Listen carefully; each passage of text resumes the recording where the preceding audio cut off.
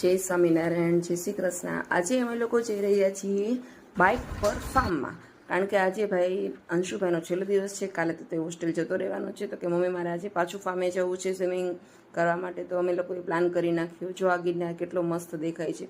અને હવે અમે લોકો પહોંચી ગયા વાડીએ. એટલી મજા આવે કે પૂછો જ માં. એકલા આવીએ તો પણ મજા આવે ને ગ્રુપમાં આવીએ તો પણ મજા આવે. આ બાળકો તો બસ નાવું છો. એ લોકો થાકતા જ નથી ક્યારના. નાઈને પછી એમને ચા પીવાની મન થઈ તો બધા લોકો જો ત્યાં જ બેઠા બેઠા ચા પીવે છે. એમને એમ પાછું નાવા જવું છે એટલે એ લોકો કે અમારે અહીંયા જ પીવી છે. પછી એમને જોઈને છોટું પણ ચા પીવા વળગી ગયો છે.